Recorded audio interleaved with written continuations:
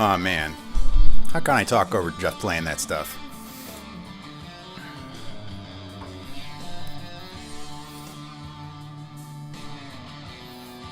We're gonna have to fade for the big guy here. I just love that junior. Okay, there we go. I think we're live. Hey everybody, how we doing? Let me get Jeff off the screen here, clean up the mess here. All right. I want to thank everybody for being here. Everybody can hear me. I'm actually doing a different mic experiment. I've got it down in front of me. You want to do a vote? Like, how's this sound? Does it sound good? We got audio, we got visual. All right. All right. Everybody's talking. Not talking to me. That's good. Talk among yourselves. And I'll get started here. I want to thank everybody for being here, as always. I want you to know that I stepped out of writing mode.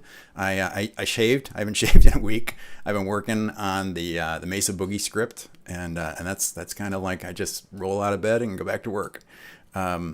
So if you have things that you don't want me to miss in the Mesa Boogie story, go ahead and drop in the comments on this video after. Or over on the community post that I did about Mesa Boogie. That'd be a tidy place to put it. Also, you could go ahead and email me. You can always email me at the About page on the channel, and that's a good way to reach me. Also, I wanted to let everybody know I caved and put up a Instagram page. Try to do a little extra promotion if you want to kind of get a peek into 5 Watt World on a semi-daily, it's pretty much a daily basis. Then let me know. Hey Kane Miller there. I've got Kane. Do you see the guitar in the background? Looks a lot like yours, except it's only got one pickup. I want to thank the inimitable Phil Mingin, of course, for moderating today. Everybody, behave yourselves, or you will enjoy Phil's positive attention as always. Phil's the best. If you have any trouble for me seeing your questions, as always, you can shamelessly throw some money at me in the top chat. And if you don't want to give a percentage to YouTube, you can always use the tip jar that's in the description. So we've got some time today to talk about juniors. Got lots of questions already. Maybe this is going to be too noisy. Let me swing this up out of the way. Let's try that. How's that? Is that good? I'm going to turn the volume down on the monitors. We don't need that. And I'm out of frame. No, not out of frame. Here we go. What does Jeff always say? It's live. It's live, folks. Getting your money's worth. So I want to go over some things that I didn't get to cover in the junior video. Everything doesn't fit.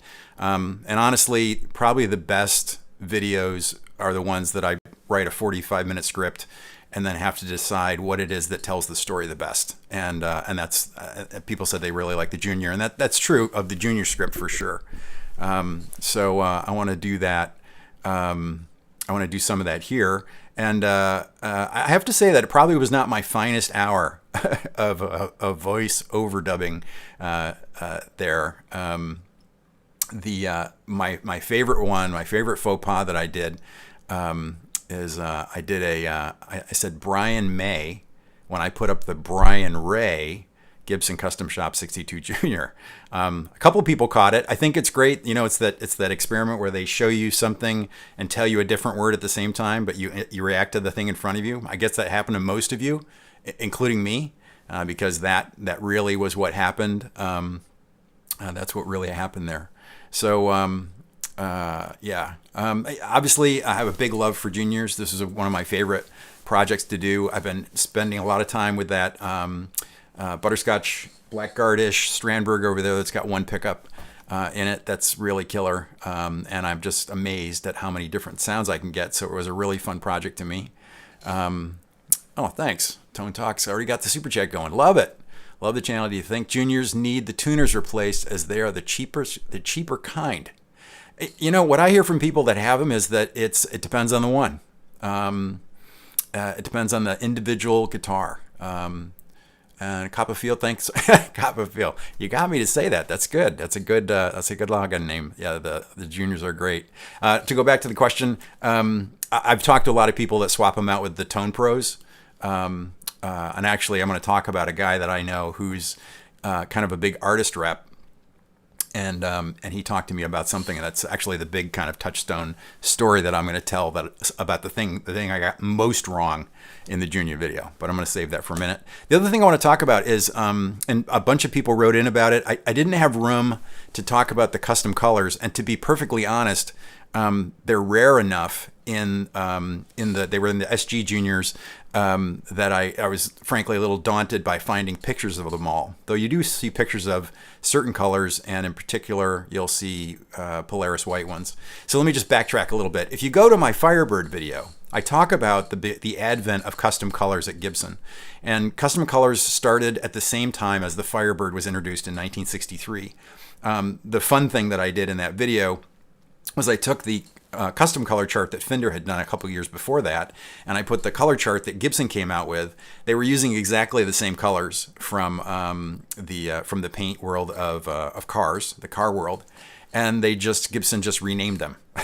So I actually go through and talk about which colors really are the same, or so much the same that, gee, I had a number of people write in and tell me that they had a Polaris, and the white ones had binding on the neck on the Juniors, and I think it's just what they were making specials at the same time, and they had necks kind of like the bound necks on Strats in what is it, 62, like on the Eric Johnson one. That was a particular moment, but I think it was Jazzmaster necks going on Strats.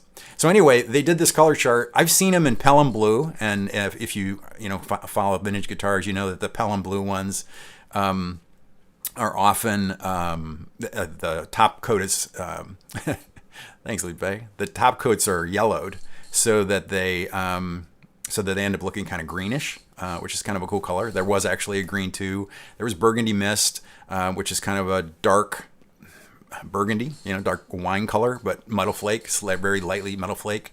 And like I said, a lot of people wrote in about it, even though we didn't have that. Oh, I should have said before, if you throw something in the top chat, if you know me, well, you don't actually know this unless you've been watching some live streams, or if you know me outside of the channel, I'm always up for a big fat digression. A conversation with me is a rambling affair because I'm interested in so many things. I'm so easily distracted. It was a big problem when I was working. So the big thing, and the reason that Billy Joe Armstrong picture was up at the beginning, was that was sent to me by an artist rep who actually is at a big label now, somebody that I know through the channel, and I forgot that he had been at Gibson, and I didn't know that he had been at Gibson doing artist rep work when Billy Joe did his signature guitar. So I got an email from him, and he says, "Hey, I absolutely loved the junior video.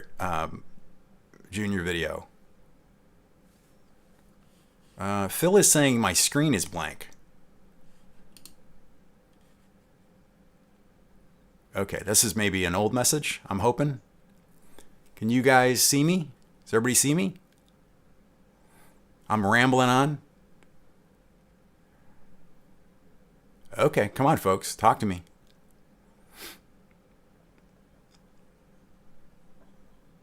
Ramble on. But can you see me? Is there video? That was before. See, Phil? That's the thing. Okay, cool. All right, so digression. See? Digression. So yeah, throw something in the top chat. Get my attention, get Phil's attention. We'll pull it over. Thanks, everybody. That's good. That's what I need. Everybody's there for me. I appreciate it. So anyway, this guy wrote to me this email, and he's like, I love the video. Man, I love juniors. They're just killer. He's got all these great junior stories. And then he says, I thought it was so amazing. You got all these details. But I got to tell you, got the Billy Joe Armstrong thing completely wrong. You got the pickup story, and you wouldn't know this, but this is the true story of it. So the way this goes, around the time in 1999-ish, when Warning came out, Billy Joe's guitar tech reached out to Gibson and said, "What about doing a junior?" Because they were using them on the record, and they were talking to this rep. You can see me dancing around saying this guy's name because, like I said, he hasn't worked for Gibson for a long time, actually since like back in 2008. And that record did pretty well. And the way signature models worked back then was you would sell it to the custom shop. You try to pitch it to the custom shop, and then you would, if they did well there, then you take it to Gibson USA, and then you do Epiphone. I mean, if you want a good example of that, just look at the Bonamassa ones over the years. Ben Fraley says, "What's the guitar behind you?" Ben, you got here late. That's a Strandberg Salin that I have set up as an Esquire with one pickup. Anyway, so at first the custom shop wasn't into it. They weren't very big yet. The band hadn't had the big record. So they kind of balked. And that was cool. And he was, still a big fan of the band, and he was trying to get it going.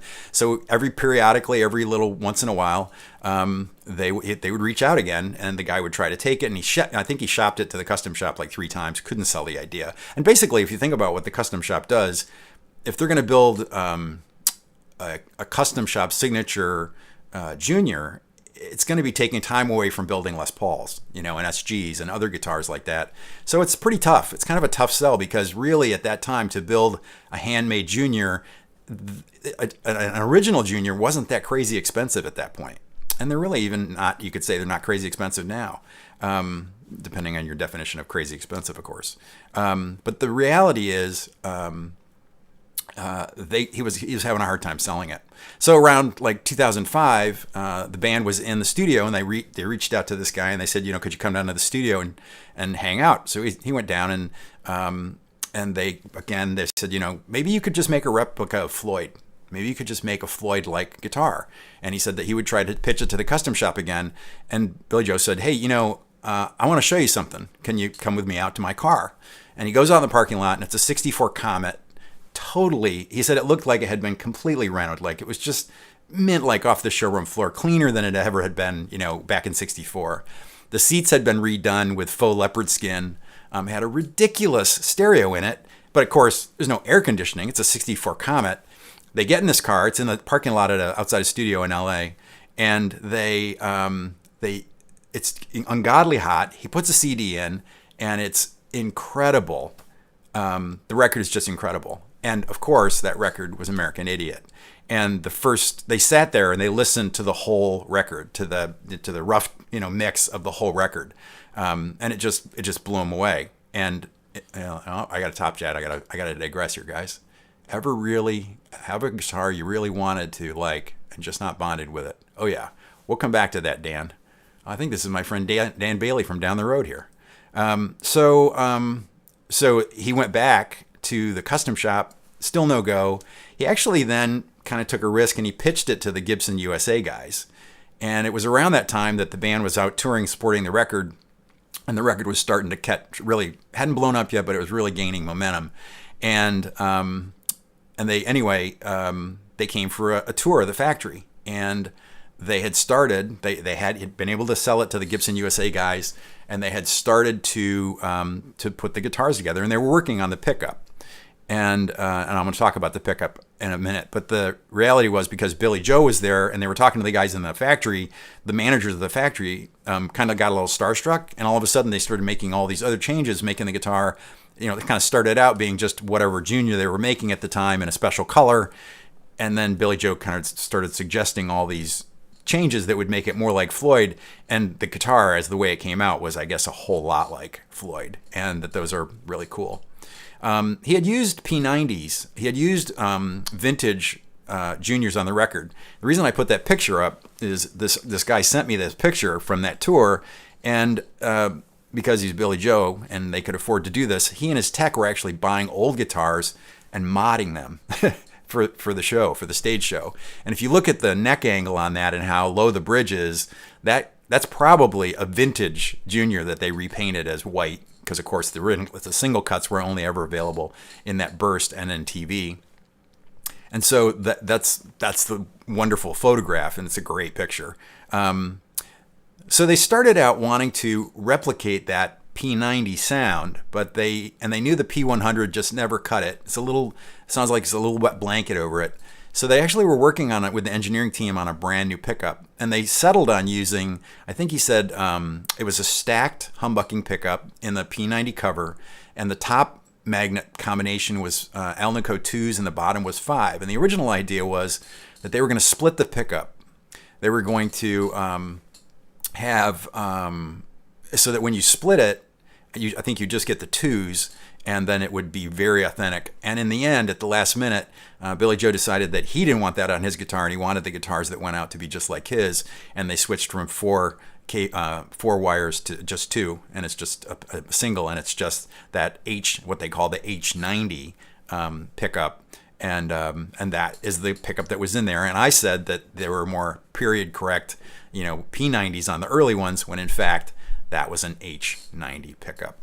Right around 2008, when this buddy of mine left there, they actually were doing the double cut signature, and they had done a lot more personalizations on that guitar.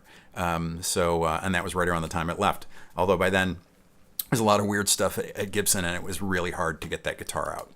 So that's my didn't fit in the video stories. Excuse me. So let me go and see if I can get some questions. We'll get rolling here on questions. Somebody asked, so I had a top chat question where they were asking, was there ever a guitar that I wanted to bond with and couldn't? I don't have really big hands. So I would say, to be perfectly honest, Fender scale length guitars, especially if I'm playing bigger chords, making a Holsworth kind of a gesture here, are just that much more challenging for me. So 25.5-inch scales or bigger scales are almost always a little bit of a challenge. And John Cordy says, Keith won't let me back on the channel. Yeah, I almost played your music today, John.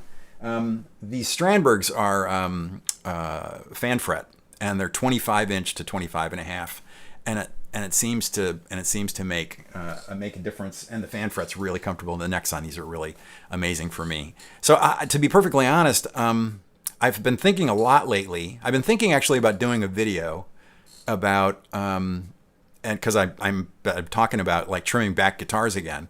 The reality is that if I had to do it with 3 guitars, I don't know which ones you can see here. Let me move things around on my screen. So you can see the butterscotch one. If I turn, you can't really see it.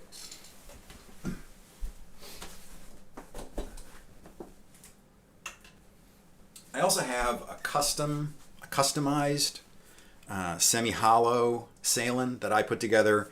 This was going to be my faux Les Paul, and it was for a long time. These are custom wound Lindy Fralin pickups, obviously a mini humbucker, and this has sort of a mini humbucker magnetic window as well. It's a killer guitar. And I have to tell you that in that sort of Robin Ford kind of place that I wish I could live, this does that all day.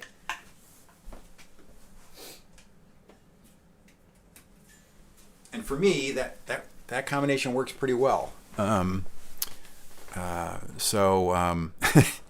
That's right, Paul. I started a gang war. That's very funny.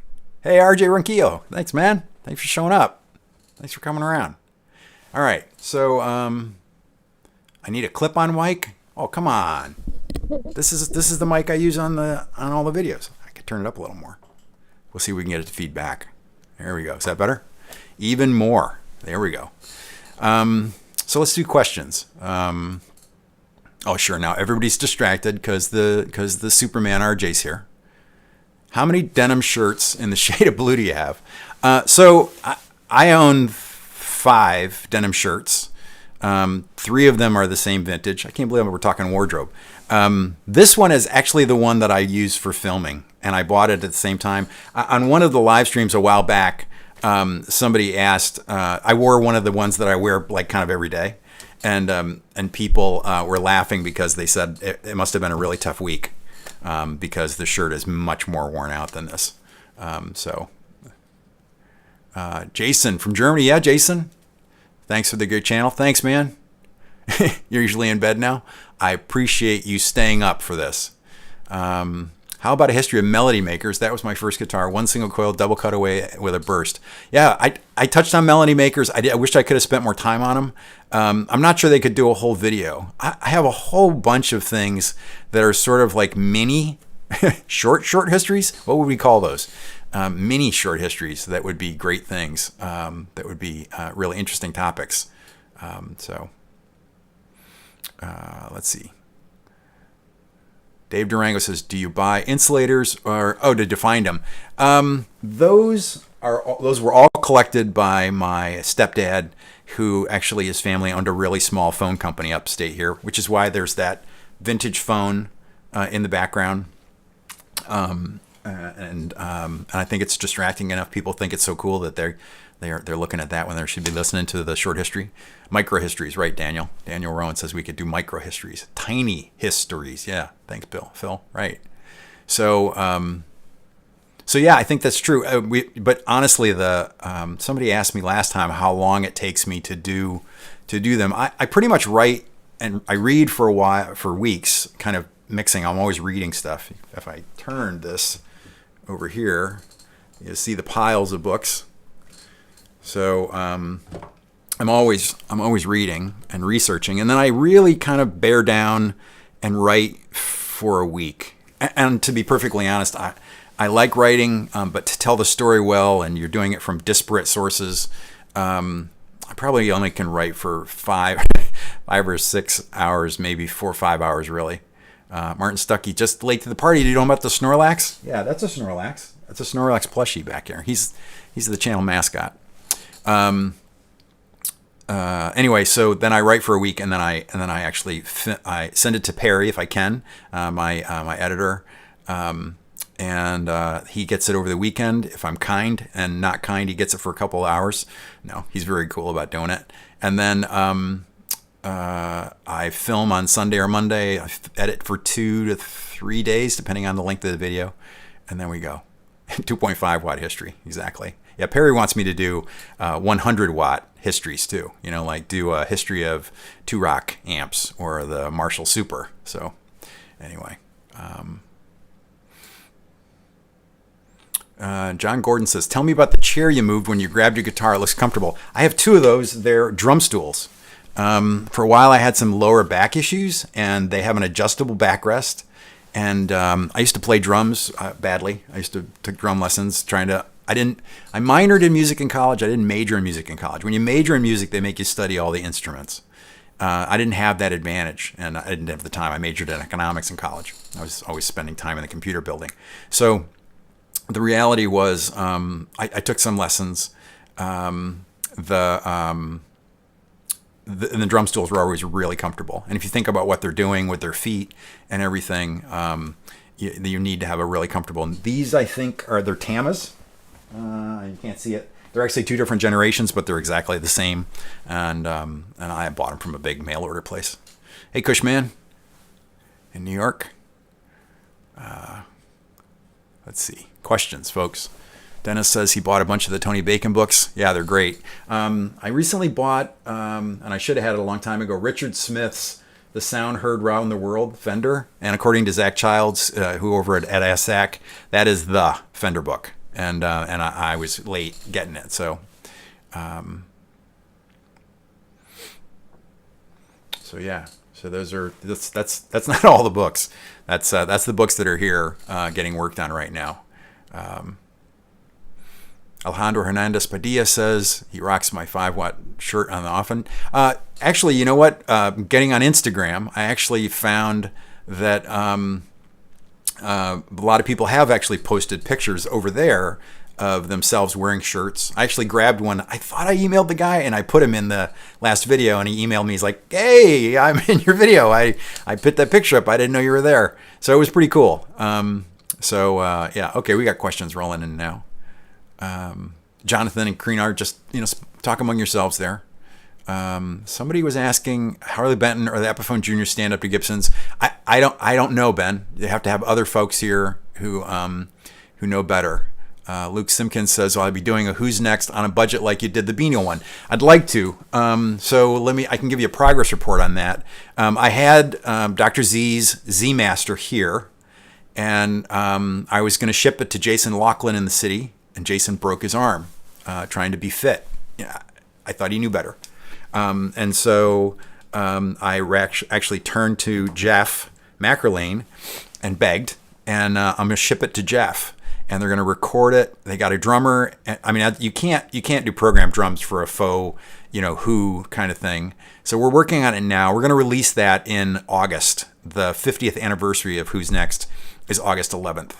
And so this is one of those things where we'll be chipping away at it and then trying to do it later. And then I would like to do a one about the getting those tones on a budget. It actually has as much to do probably with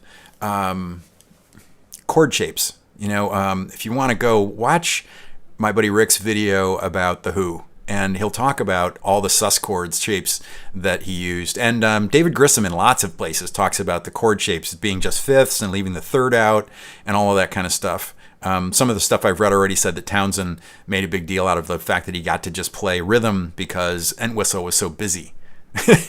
Okay, Subi, yeah, we'll get back to that. We'll come back to that guitar. I'd have to leave the room to go get it, but we'll talk about that.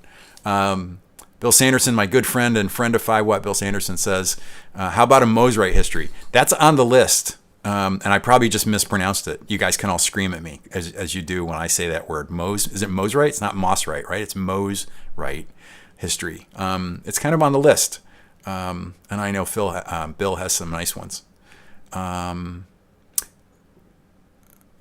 Inga Hoffman says, any plan to do pre-Gibson Epiphone history? Whew, man, that would be huge. Of course, they were purchased, I think, as part of the Chicago Music Group that owned Gibson. And then they were built in the time, those last years at Kalamazoo, the casinos and stuff were built on the same line with the 335s from that period. So that's kind of the guitar that's on my list. We love Jim Box says that he wants an episode on specials. It's funny that as soon as I put out the Junior video, that came up. Jim is asking about a Boogie video. I'm actually working on a Boogie video right now. Jim, I put it out as a community post this week. I'm working on a Mesa Boogie history. And John Cordy, who is here, raise your hand, John. John Cordy is actually doing some of the playing, and the other playing is being done by Fluff over at Riffs, Beards, and Gear. And I'll tell this story a couple of times here because I called him up and I said, I'm like, dude, I can't think of anyone who really needs to, chug a rectifier more than you. I mean, like, how many of these things do you have? And it was on a video call, and he kind of looks down. He's like, I only have like 5 of them. So he has 5 rectifiers, different versions. I think somebody even at Mesa called him at one point and wanted to ask a question. And the fact is, they've had a bunch of turnover. A lot of the old time guys have now retired at Mesa, and Randall Smith, 75, I think. So a lot of the old guys have retired already, and then people like Ryan, Ryan Bruce, Fluff, aka Fluff, is the guy who knows that stuff. So exactly, Fluff for the chugging, right? All right. So do you guys really? You got to see the R9 again, or is this something Subi and I can do offline? Mossrite. Thank you, Phil. Jason Carter says, Keith, what do you think of the Edge? Sonic genius or limited talent? I'm in the Sonic genius category on the Edge. I think that actually playing very little takes as much musical intelligence, I guess is the word I'm struggling for, as playing a lot. And I think he falls in that category. I think he's like Mike Campbell and George Harrison before him, one of the great part writers of the guitar, of the modern electric guitar. There, how's that? There, everybody's going to get teared up. I'm doing such a big thing here. Eric DeSango says Catlin bread history. I haven't thought to do histories of the pedal companies. I am actually going to do a Dr. Z, history of Dr. Z amps. I just think it's a great story. He's a really interesting guy. They actually just straight up build hand built amps still at prices most mortals can afford, which is kind of crazy. Let's see here. All right, I'm way behind. You guys are way out ahead. Jake Loosemore says, is this the Keith? I have no idea what you're saying there, Jakester. My Kalamazoo friends love your videos. You get the Kalamazoo sign of approval. I love that. That's great.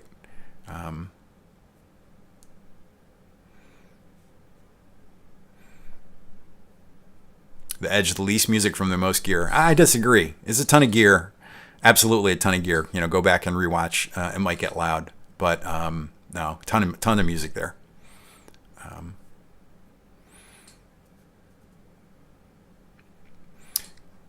Dale Hammond says, compare the 57, a vintage 57 Junior to the new 57 Custom Chop Junior. You want me to do that? Somebody asked me the other day, this buddy of mine that used to work at Gibson asked me if anybody from Gibson has reached out to me yet. And they never have, which is interesting. I just think it's interesting. I think all of that sort of relationship between people that do what we do here. Jeff, did you miss your playing? Jeff Mackerlane here, everybody. Big part of the 5 Watt World family. Yeah, that they, I've literally produced probably 5 million views about Gibson products, and I've never had a phone call. But that was true about Fender until pretty recently. And it's interesting, when I do get on the phone with them, they usually say something to the effect of, "Oh, everybody in the office loves your videos." I'm like, huh, oh, okay. Anyway, so that's it.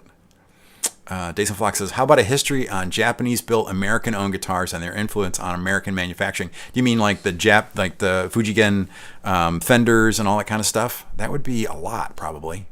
But it would be cool. Daniel Rowan, did you ever do Junior but one pickup in the neck rather than the bridge? I haven't, but I'm an old jazz guy, so I've owned a bunch of guitars over the years with one pickup in the neck. Brian Dowling, no 80s Juniors. That's true. And you know what? I think that was a mistake. I got a lot of emails saying that they had done some Juniors in, I think, 86. Yeah, Wes Irvin, it says, Google any composer. The breath isn't as important as the notes. I was really into 20th century music in college, because it's a short route to pissing your parents off.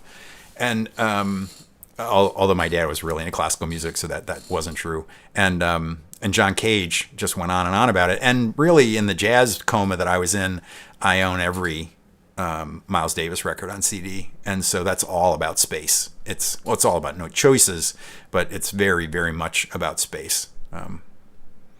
iTrove says he bought his first amp, and it's a 5 watter, and it's my fault. He didn't put it that way, but that's nice. Yeah, Kreenart just got. Everybody should be following Kreenart Kilku. He's a student in Paris, so I hate him just a little bit because I love Paris. And he just bought himself a bona fide, fat body jazz box, and he just put a video up about it. And I know there's going to be a lot more coming, so you should all be following Kreenart because we're gonna watch his path down to the dark side of jazz that I took. And I may or may not have lifted my head. I'm actually, like I said, living in upstate again, and I'm getting in touch with people to try to get together to play real book. I got my real book on the music stand back there. Do real book stuff more often. Oh wait. I totally see. I ran here. I didn't turn on the light.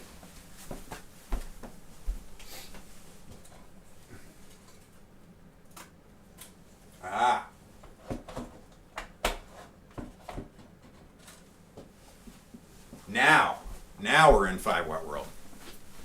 There we go. Anyway, okay. Fuji and Telly that plays. William De Silva says that plays. Yeah, they're great. They were great guitars. There's no question about it. They were so good they scared Fender.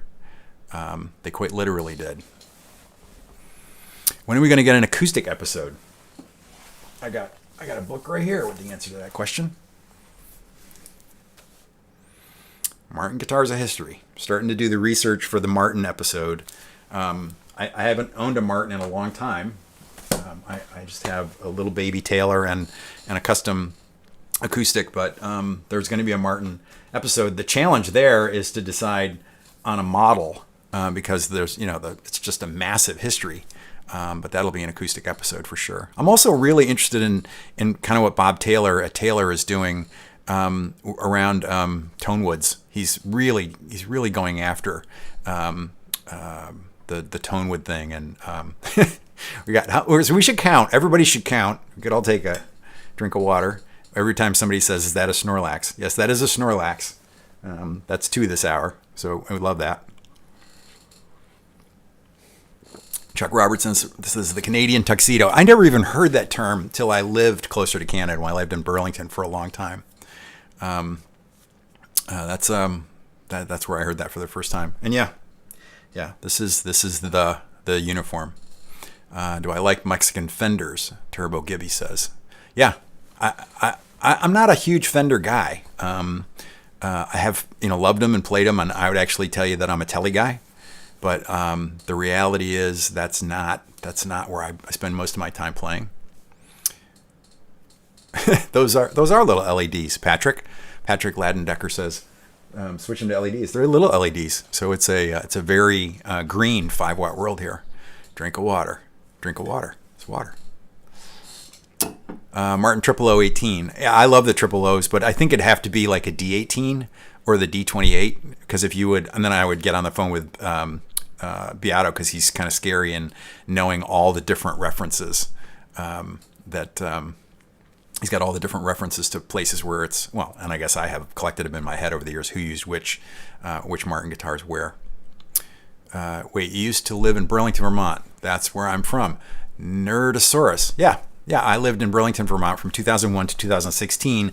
I was the university registrar at the University of Vermont. That was my career before I did this. I actually was a university administrator for a long time. So, and I'm absolutely positive that you don't want me to go on about that, because I could. I did it for 33 years.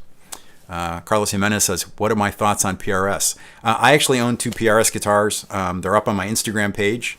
They are guitars they made for the 25th anniversary, and they're kind of, Gibson Les Paul special-ish guitars. Pair of P90s on an all mahogany neck and body, double cut, like a double cut junior.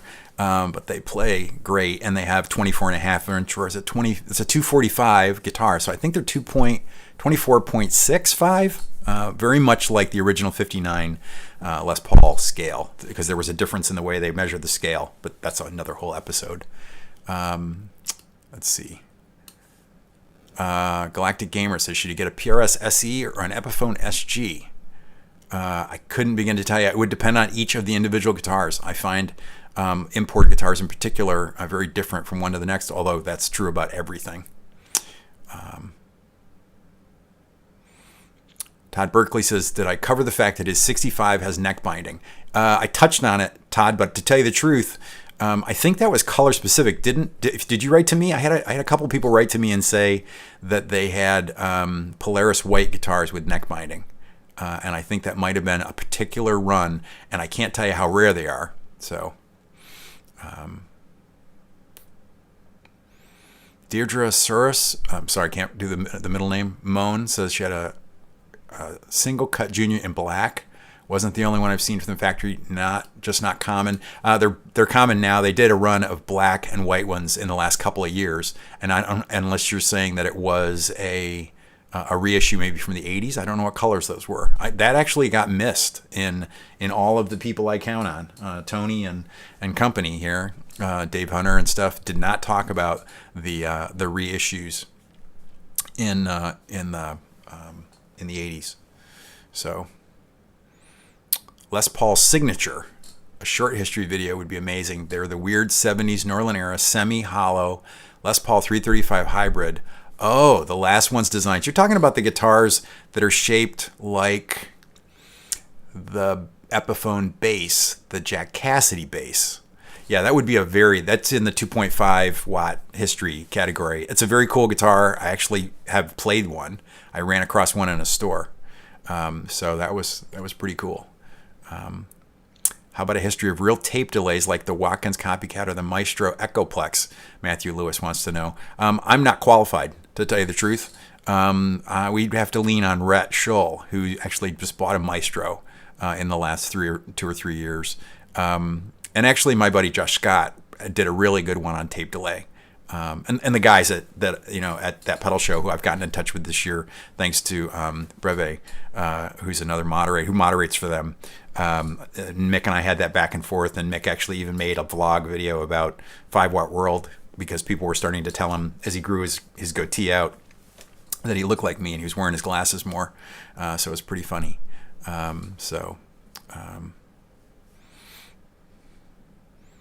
I don't know. You guys are talking about something else on the side. How well what stays in tune? Have you ever played a Stingray bass? And if so, what's your opinion? Is it good quality? Stingrays are ridiculous, Bert. Bert Clifton wants to know. They're actually on the short history list. Jeff McErlane wants to know a history of Keith Williams. Yeah, that's what you got when I was rambling on about my my history doing higher ed. That's the history of Keith Williams video. That's it. That's the 3 minutes. It's like that much fame only. Deidre comes back to help us here. By the way, this was before they came out with the later single cuts. We're talking mid-70s. Before reissues. Black definitely wasn't common, though. Well, the interesting thing to remember, so mid-70s was when they moved Les Paul production from Kalamazoo to Nashville, because Nashville had been built to really build lots of solid body guitars.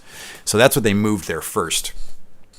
And it's good to remind us all that they did custom color. You could order anything. I mean, before there was a custom shop at Gibson, all these companies, that's how you end up with guitars with people's names on the fretboard. These were custom ordered instruments, which are always interesting. You get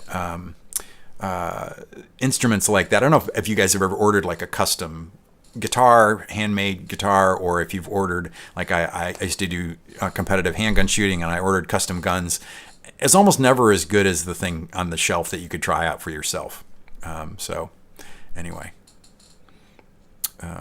John, JL Trem John says the lead guitars for the Wallflowers used to play one of those Les Paul signature guitars, the hollow body. See, between John and the other guy that asked about it, you guys can do the short history. I'll have you on as a guest. Larry Shelby says he had a used orange speckle Stingray 4, super heavy. Yeah, actually, that's what I should have said that when I went by. Rick has a Stingray, and his is really heavy too. And I was looking around for a lighter weight bass, and Stingray is not the place to end up. But if you think about the engineering of a bass, that's a lot to ask for a bass to be light. Anything less than like a Les Paul kind of weight. Would you ever do something as broad as Gibson, the early years, or something of the like? Ryan Fulldark wants to know. I'm not sure how early you want to know. I mean, in the Les Paul video, I actually spend quite a bit of time talking about the earliest days. And actually, working on the Rickenbacker video, it struck me how many companies started out with an owner who sold the company. Gibson was sold very early, really, like I think it was in the early 30s. Gibson sold the company, was pushed out by his financial backers, and they continued on to become this other thing. Rickenbacker was sold very early, and then FC Hall took the company and made it into something that it was never was while the Rickenbacker family owned it. I think that's really interesting that they go on that way. Yeah, Telecaster saying Phil's. I had a missed call from Phil. Phil, you're going to call me on the phone during the stream. It's 4:43. Anyway, Quit the Circuit says short history of the Snorlax in the live streams. They tell their own story. They tell their own story. You don't need to tell the story for them. Steinberger's Light. I think somebody was asking for a Steinberger video. I have to say that I posted a picture of me playing my Parker Classic, my Parker Fly Deluxe, I should say, in my band in the late '90s, and I Parker isn't high on the list, and Steinberger isn't on the list. They're going to get made eventually, but the reality is, I'm trying to do companies that help people know the background of gear they might be interested in having now, on the possibility that actually it might be something that helps you understand the history. As I get older, as I get more sort of consumer advocacy kind of way, I want to like the companies that I play, or whether it's amps. I was on the phone with the head of Rev recently. He's just the nicest guy, and frankly, really wants to take it forward. So that's a very interesting thing. D Bray SD says, "How is the Nacho caster?" So does everybody know this story? Does everybody know the Nacho caster story? I could get it. Did people want to see the Nacho caster? Yeah. Thanks, Phil. Phil, I got that. This is the lag. It's Rick Beato calling. We're going to hang up on him. Rick, I'm doing a live stream. Aren't you watching my live stream, buddy? Is there a good historical time frame for P90 pickups or most desirable P90s like there is for a PAF? I actually would, Andrew, I would actually debate whether or not there really is a specific time for PAFs. That's an interesting thing. Simon Mastro Mateo. Simon, Matchless is on my list, actually, of those. So C to the Nacho. Okay, what time is it? 4:46 on my clock. I'll get it. Hold on. And if Subi's still there, I should get the R9, but I won't.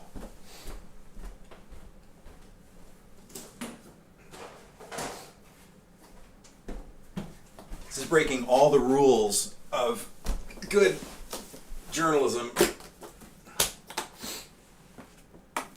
Can you see the case? Even the case is ridiculously cool. It comes with this bag, this leather, handmade leather bag with, and on it, it's got this Nacho. It says, "In Nach we trust." Nacho guitars. This is the guitar. So the story. Let me get the window out of the way so I can see what you see. So the story on this is a couple of. Maybe it was to the last one. Maybe two live streams ago, I said that I was going to do a video on blackguards, and I am. And I got an email from a guy that said, well, if you're going to do one on blackguards, and I have the Blackguard book, which was written by Nacho, the guy that built this guitar. They had this guitar built. And I got an email that said, if you're going to do one on blackguards, you absolutely should have a Nacho caster to play in the video.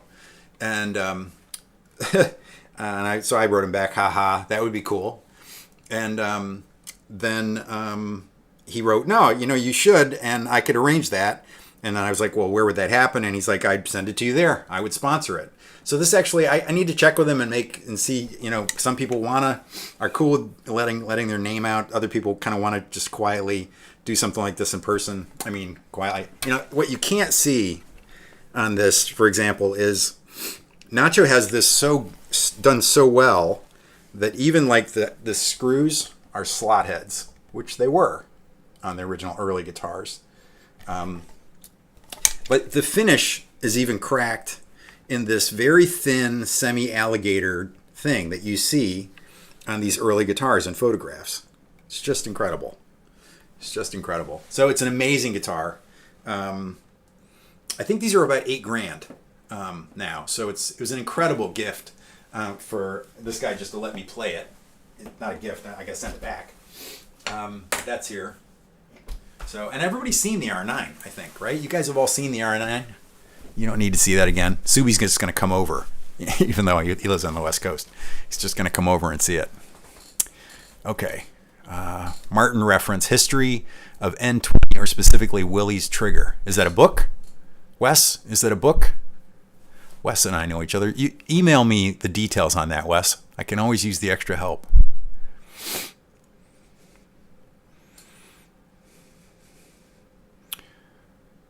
I'm going back. You guys were typing while I was talking. Lauren Ray says he doesn't know what a Nacho caster is. So Nacho builds replica Blackguard guitars, totally obsessed with Blackguard guitars. Wrote this incredible coffee table book that for years it was rumored they were out of print. And they were still in print. You could still get one if you knew his address. And actually, after I talked about it on here, I shared his email address with a few people. My understanding is he wrote them back and said they are, in fact, now all sold out. When I bought mine, I bought it, as a business expense to make the video. It was $275. So God only knows what it's worth now, since they really are out of print now. So I have 449. I'm sure I'm making Phil nervous because we're coming up on the hour. Subi says, already on the bus. Okay, Subi. Good, man. That's good. Oh, okay. Wes is saying that was an idea for a video. Actually, it's interesting. When I was talking to all the big guys around the Burst video, George Gruen and guys like that, they were saying, it's interesting. George is an acoustic guy. He loves acoustic guitars.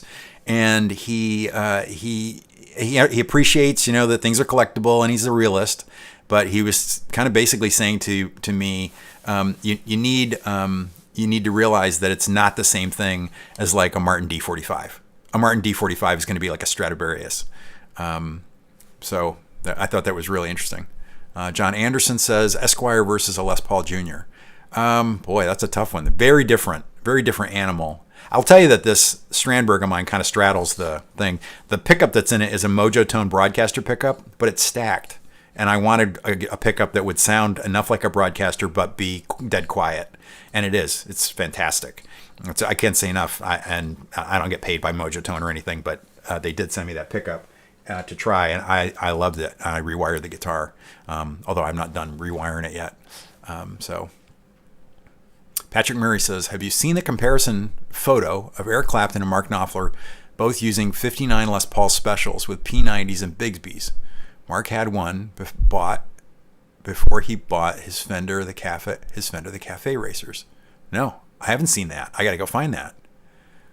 Would Zemanthus guitars be considered high-end Les Paul Juniors? I'd have to say the closest they'd be would be high-end specials.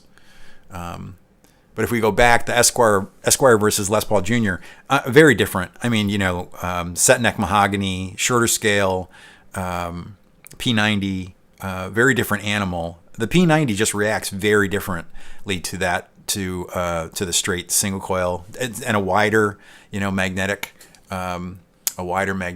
thing. Gal Elia Levy says, just a thanks message. Thought I would consider a nice button down like you're wearing with a logo. Everybody says I should do these shirts with the 5-watt world tube on them. My vendor doesn't do blue jean shirts. I haven't even put these in my Amazon links. I should do that. That would be pretty funny, but I haven't done it yet. You can't get this exact shirt anymore. Levi's is like any modern company where they just buy something that they can get that year, slap their label on it, and then the next year the shirt is slightly different. The ones I have from the next year are a little bit different. Isn't this fascinating? Anyway,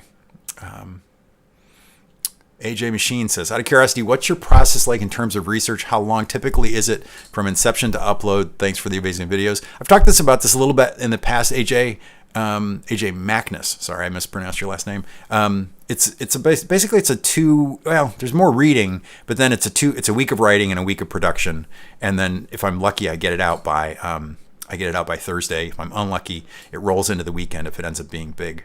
And I've really, I was saying to Jeff Mackerlane the other day that I've priced myself out of playing on my own videos. The guys that are willing, whether it's RJ or Jeff or Jason Laughlin or Jonathan Cordy, I mean, all these guys. Delicaster Bear says I should auction the shirt. I should do a giveaway. If you do a giveaway, you have to demonetize the video.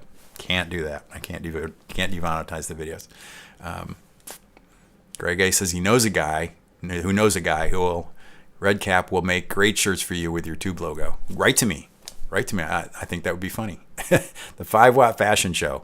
If this is fashion in your world, BGE, I feel bad for you. Come on, let's talk about guitars for the last few minutes here. Okay, you got no questions? I'm going to have to go get the R9 for Subi. Okay, you lose.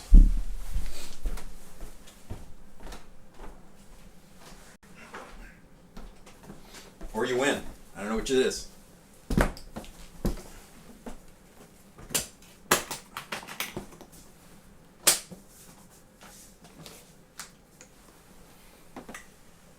Somebody asked on the Instagram post. See, this is one of those things where you cannot capture the flame. Yeah, you can get it some of it. Somebody asked if this is what I consider, because they watched the live stream I did, I guess probably about bursts, that I said it was calf shit burst because I grew up on a farm.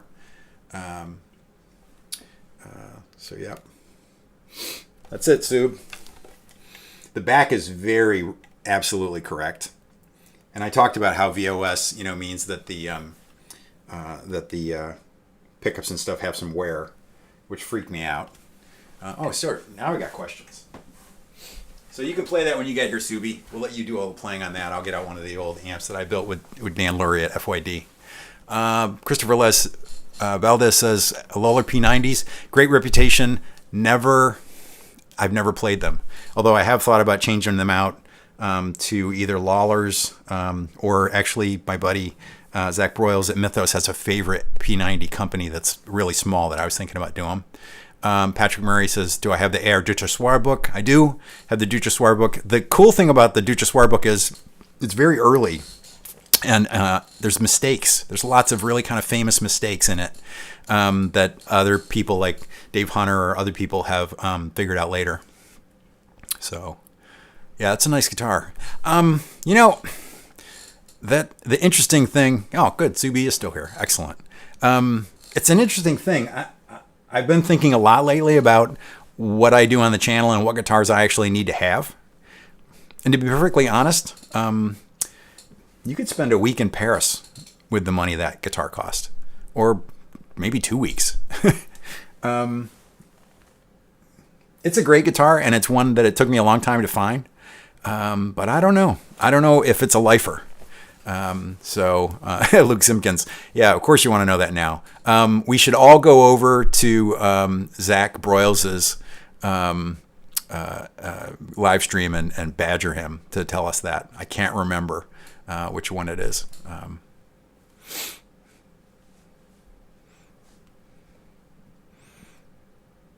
Keith, since some juniors have just a bridge P90, yeah, all juniors just have a bridge P90, and Esquires have a single coil, will they handle the same songs the same way? They still sound very different, Michael. Michael Werbovitz says that. They're still very different guitars. I wish I had one to play, or we had Jeff play that 59 double cut that belongs to Robin Ford. Just killer.